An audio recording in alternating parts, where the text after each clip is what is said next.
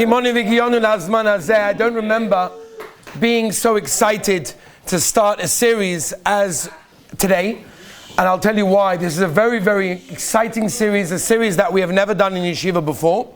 I don't think I've ever made a series like this before, and there's a specific reason that I'd like to discuss it. Give you a little bit of a background today. We're going to go a little bit of an introduction.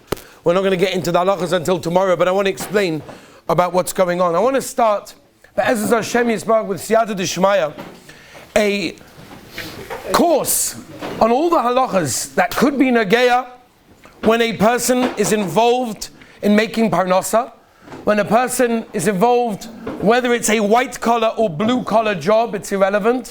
Whether he's working in an office or he's working in a warehouse, it doesn't make a difference what it is. But there are so many halachas that are nageya all the time, and we don't even realize it sometimes. So I would like to put together Be'ezus Hashem all the different halachas that could be nageya. I started writing a list. of some of the halachas that we hope to go through in this series. Some of them we've touched upon at different times. Some of them we have not. And whatever it is under the umbrella of halacha in the workplace, that's what we're going to be doing. I came up with Be'erech 26 subjects that we have to get through Be'ezus Hashem in the next few weeks, that goes covering Dalet Chelkei Shulchan Aruch, from Orach Chaim to Yeridea to Even Ezer and Choshen Mishpat.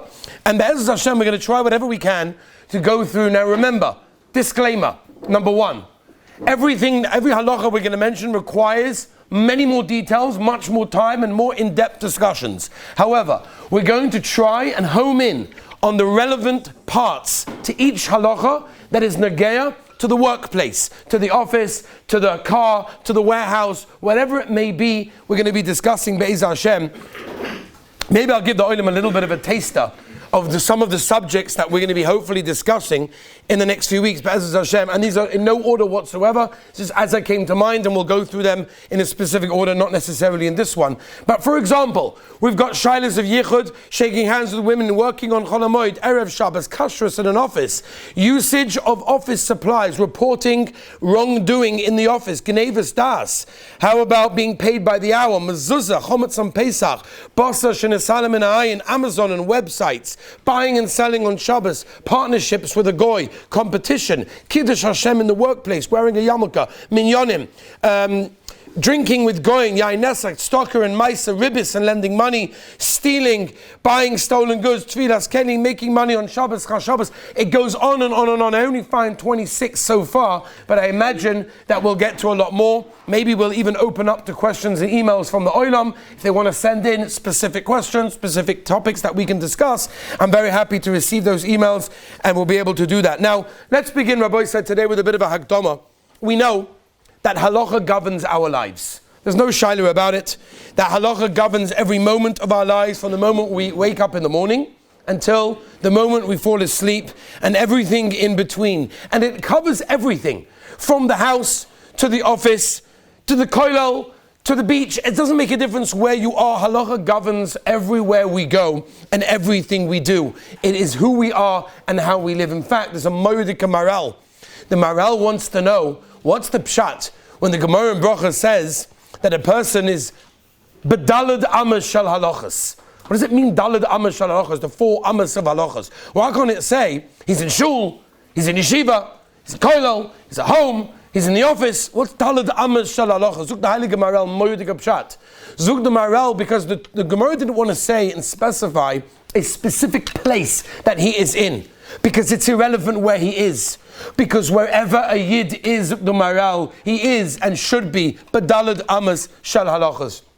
Therefore, that is why it's so important for us to be able to know and identify so many of the shilas that come up, and to prepare ourselves for that as well. And by the way, when we talk about the workplace, when we talk about jobs, and we talk about businesses and halachas, we're not just talking about, and of course we are, but not only the halachas that are nageya in a practical sense, but we're actually talking about our relationship with Olam Hazeh, in a place that is often so void of kedusha.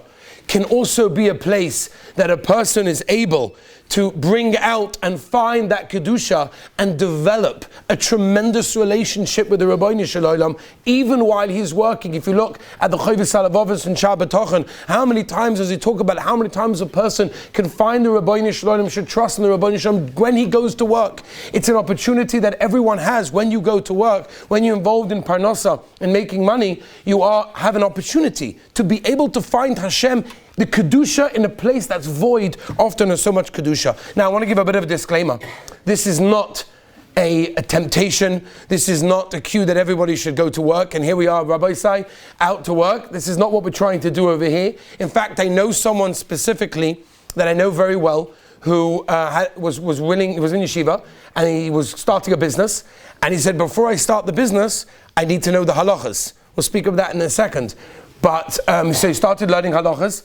And lo and behold, he ended up in kollel for years and years and years because he said, well, it just never ended. I need to learn the halachas before I went to work. Pasha never ended. So this is not sending a person to work. However, we in this yeshiva do believe very much in preparing a person for the future. So we are, Be'ezus Hashem, going to be preparing the Olam, especially as many of the Olam have very nicely said that we want to be able to support the yeshiva. So in order to do that, what can we do? We need to go to work. What should we do? But I'll upon him. That's one disclaimer. Now the Chofetz Chaim writes very clearly in the Mishnah Berurah, the Chofetz Chaim writes, it is an obligation, it's a chiyuv on any person that he enters the world of business, enters the world of work, to very carefully study many of the halachas, specifically Chosh and Mishpat, because otherwise if a person doesn't know what he's doing, he can be over on so many things. And he says, just like a sheichet needs to have some kind of certification, needs to go through a course. You can't just become a sheichet. You need smicha, you need shimush, it's not stam. So too, it should be when a person, before he goes to work, he needs basically to do a smicha course. So Rabbi said, that's what we're doing. We're doing a smicha course. Every businessman requires to know all the halachas before he even goes out into the working field. Rabbi said, that's what we're doing. Be'ez Hashem, a Yid came to Rabbi Shal Salanta and he said, Rebbe, I can't do it anymore. Rabbi Saul said to him, what's the matter? He said, I'm a sheichet. I cannot take the responsibility. Poshet. Imagine if I shecht, not in exactly the right way, if I don't do it correctly, oy vavoy, you know how many people are going to be eating treif because of me? I'm finished. I'm not doing that. So Rabbi Saul said, okay, fine, so what are you going to do?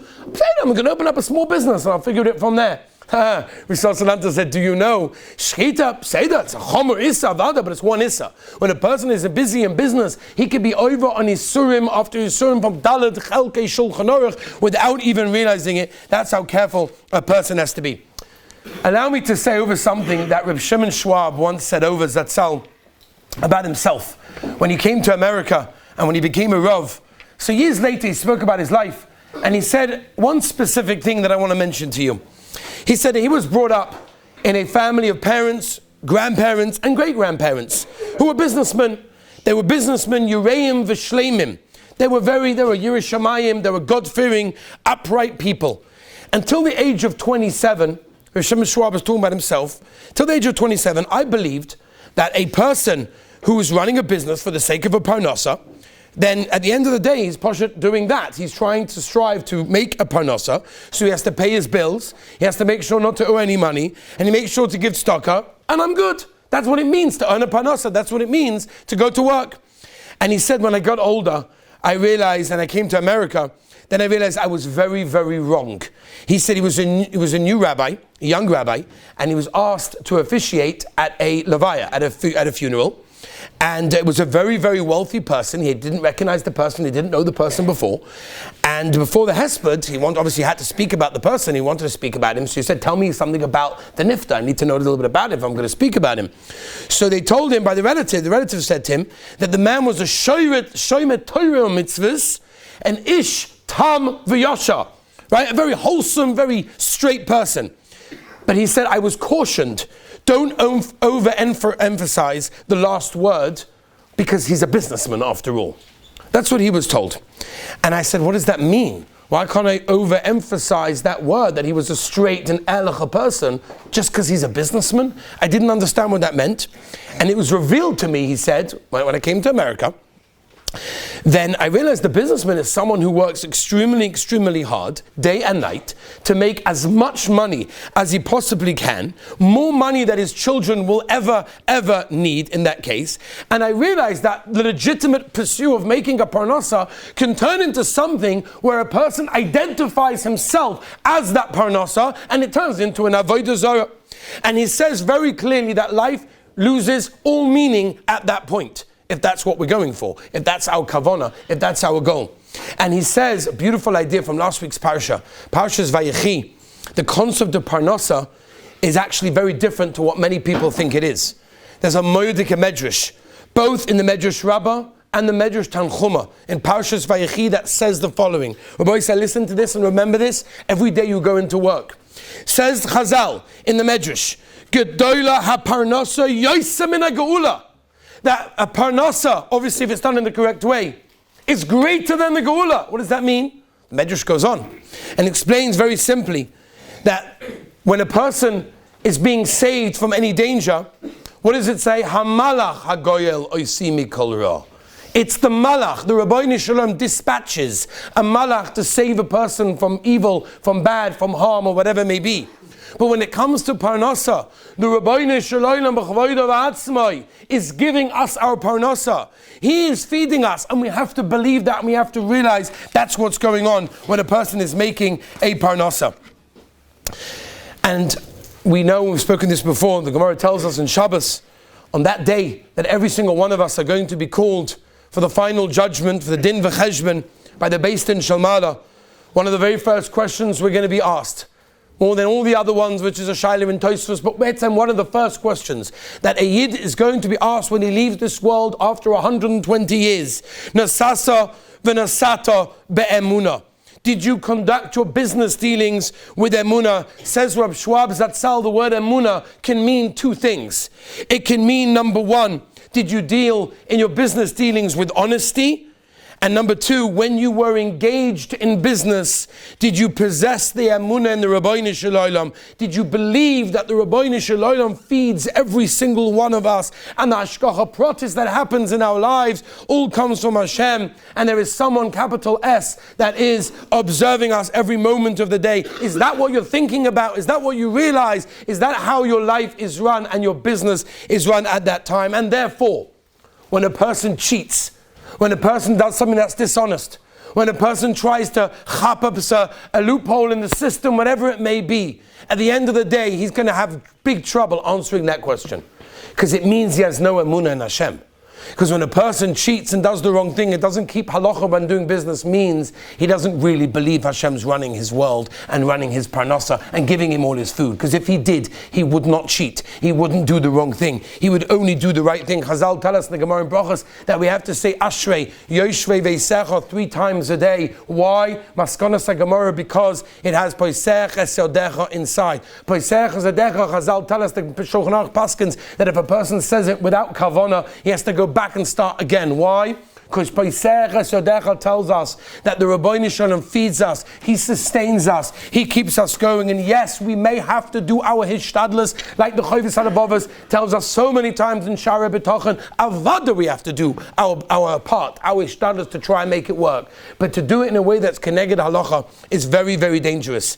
The Heilige Chofetz Chaim points out an amazing thing, that when Yisro was advising Moshe Rabbeinu in regards to setting up the judiciary system, so he said the following, and I read you the words that he said. It's absolutely amazing.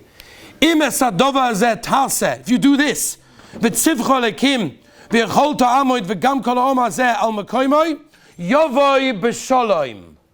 now, points out the Chofetz Chaim, we all know, famous Gemara in Brachos, that there's a difference between b'shalom and l'shalom, what we say to people.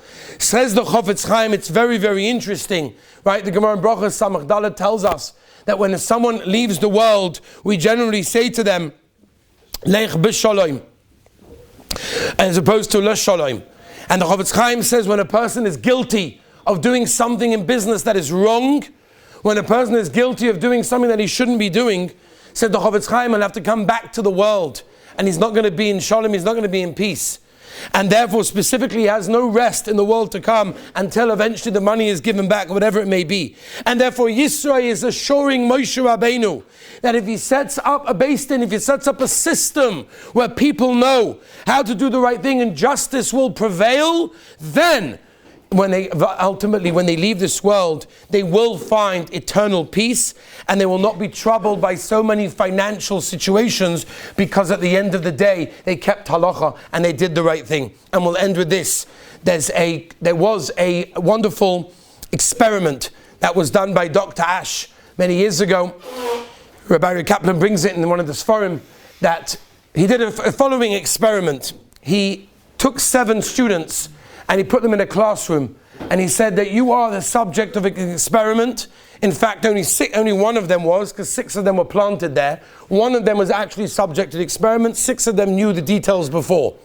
And he basically drew on the blackboard, the whiteboard, he drew 2 lines, a 10-inch line and a 12-inch line. And he said to the students, tell me which line is larger, is longer. 6 of the students who were planted there before immediately said that the 10-inch line is longer.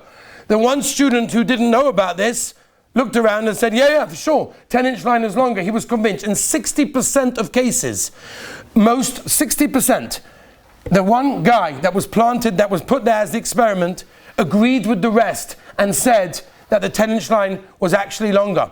So the other 40%, what happened was when they started arguing with them, the other was 40% that said, no, the 10-inch one is smaller, it's the 12 inches longer. So what happened in the other 40% of cases, so they argued with him. And they started lomdos backwards and forwards and they argued with him. 30% of that eventually agreed that the 10-inch line was actually longer than the 12-inch line. So it came out that only 90% of cases, people are Moshech Achas Sviv of Lashon HaRambam. Which means, how careful do we have to be? We're in an environment of work, an environment of business, we're in an environment of making money. We sometimes get tempted to do the wrong thing. Like I said, it affects not only money, but Daled Chelkei Shulchan Aruch. People that don't know the halacha should never enter the workplace, should never enter a world of making money, because they can be over on Yisurim after Yisurim. The Rabbanim Shalom should give us siyata d'shmaya through this course, and I'm sure that breaks in the middle of other things in Yonit D'Yom and things like that. But I'll call him, the Rabbanim Shalom should give us siyata d'shmaya to know the halachas, and Be'ezras Hashem one day to keep the halachas. Have a wonderful day.